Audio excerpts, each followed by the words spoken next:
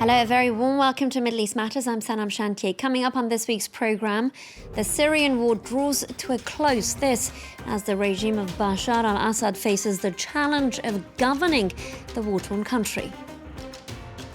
A racism row escalates. Poland pulls out of an Israel summit after the Israeli foreign minister said, quote, Poles sucked anti-Semitism from their mother's milk.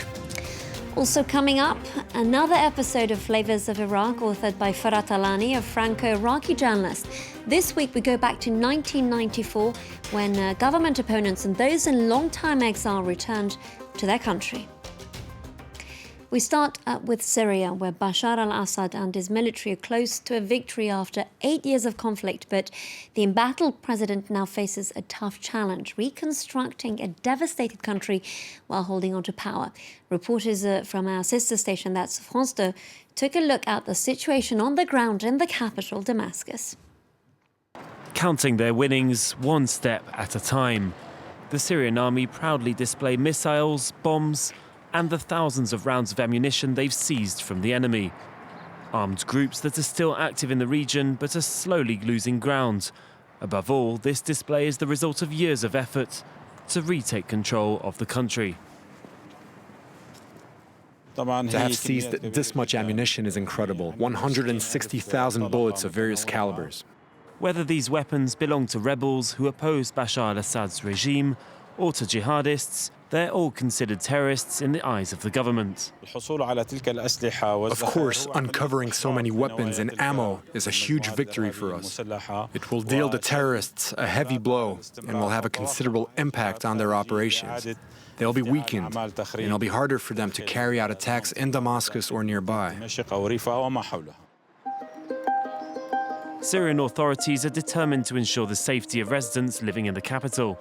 While Damascus remains a target for armed groups in the region, local residents are without doubt. Bashar al-Assad has won the war.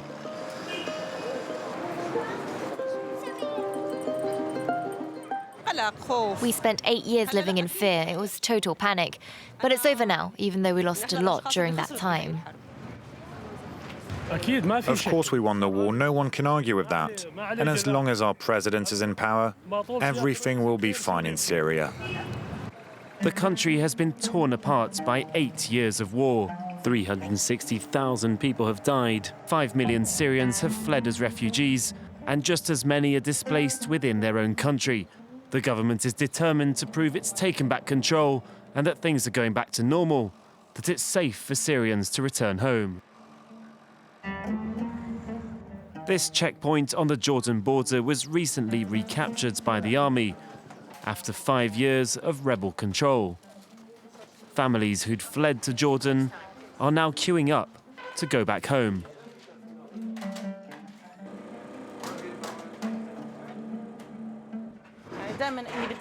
I've been waiting for this day for 4 years. I decided to come back as soon as I found out they'd liberated Deraa and that it was safe. I've got my pass. We're going home. 1 million Syrians sought refuge in Jordan. Despite calls from the government, only 12,000 families have crossed the border in the past 3 months. I can't wait to go home. Thank God the war is over, it's finished. Bashar al-Assad wants this checkpoint to become a symbol of his control over the country. But in reality, half of the checkpoints are still in the hands of his enemies. And Syria's economy is far from stable. Rebuilding diplomatic ties remains a challenge for the government. While the United Arab Emirates have reopened their embassy, France is yet to provide any support to the Syrian authorities. France closed its embassy in 2012, and the building remains abandoned. Litter scattered across the grounds, and diplomatic cars parked outside for the past 7 years. A hostile climate, as Syria and France remain strongly at odds with each other. Those who took part in this terrorist assault on Syria are not invited to take part in this process. So that includes France then? Yes, France above all. France must stop interfering with Syrian matters. It must respect our government and stop supporting terrorism. So if it agrees to this, will France be able to reopen its embassy? Yes, of course. France's involvement in the US-led coalition came as a clear blow to the Syrian government, and after 8 years of war that have failed to topple Bashar al-Assad's regime, France continues to push for a political transition in Syria through free and fair elections. Turning our attention to Yemen and a potential breakthrough for stalled peace talks and a deal the United Nations has described as important progress. Warring factions have agreed to the first stage of a withdrawal from Hodeidah. Deadlock over the strategic port city has crippled the negotiations. The UN has now said that it hopes that a de-escalation will allow goods and relief aid to reach millions in desperate need. Now, Israel has announced that it has decided to withhold 122 million euros in tax transfers to the Palestinian Authority, this over its payment to prisoners jailed for attacks on Israelis. Palestinian leaders, meanwhile, have slammed the decision, saying it's an attempt to pressure and blackmail them. They see the payment as a kind of welfare system for families who've lost a breadwinner. Moving on, Poland earlier this week pulled out of a summit in Jerusalem after controversial comments from the acting Israeli foreign minister. Israel Katz has said that Poles collaborated with the Nazis and sucked anti-Semitism from their mother's milk. These were the latest comments in a diplomatic standoff between the two countries about atrocities that occurred against the Jews on Polish soil during World War II. Yuka Oyar has a story. It's the latest round in a long-running row between Poland and Israel over history. Warsaw pulled out of a planned summit between the Visegrad Group and Israel over a minister's comments, which it slammed as racist. Mr. Katz's words are unacceptable not only in diplomacy, but for me they are unacceptable anywhere in public. Poland was the nation that suffered most, along with Jews and the Roma, during World War II. In a TV interview on Sunday, Israel's acting foreign minister, Israel Katz, had this to say about Poles during the Second World War. Of course, there were many Poles who collaborated with the Nazis. And like the former Prime Minister Yitzhak Shamir, whose father was murdered, said, Poles suckle anti-Semitism with their mother's milk. This added fuel to the fire when the Polish government had been waiting for an apology from Israel, after Prime Minister Benjamin Netanyahu himself accused Poland of complicity in Nazi crimes. Netanyahu's remarks prompted the Polish Prime Minister to announce he would not attend Tuesday's summit and would send a minister in his place. Following Katz's comment, Warsaw decided to boycott the meeting altogether. The leaders of the other three Visegrad Group nations, Hungary, the Czech Republic and Slovakia, still plan to attend what will now be bilateral talks, with the summit set to be rescheduled for later in 2019. The latest spat comes a year after Poland and Israel clashed over a Polish law that made it illegal to accuse the country of complicity with the Nazis. After protests from Israel and the US, Poland amended the law to remove the possibility of fines or a prison sentence.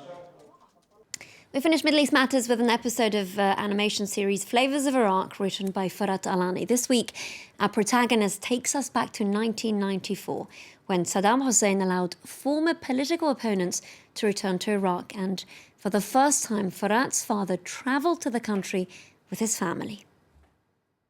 In 1994, Saddam Hussein allowed exiled opponents to return home, a way to unify the nation struggling under an international embargo. At last, my father was able to return to Iraq.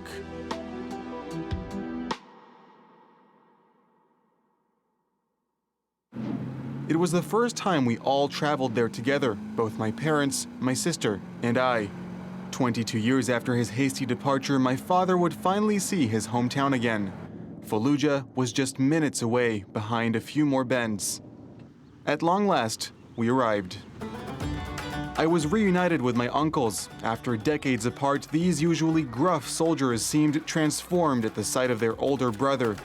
Bibi Semya, the matriarch of the home, greeted us warmly. The whole family was there. We were treated to a hero's welcome. But suddenly, our meal was interrupted.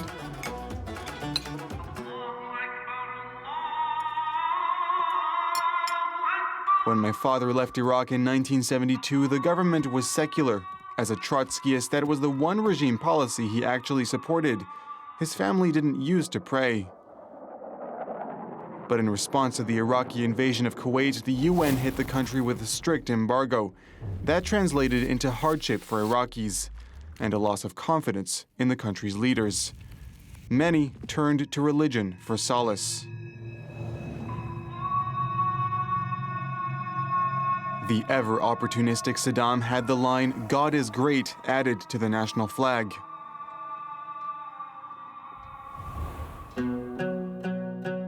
As for my father, he never disavowed Trotsky.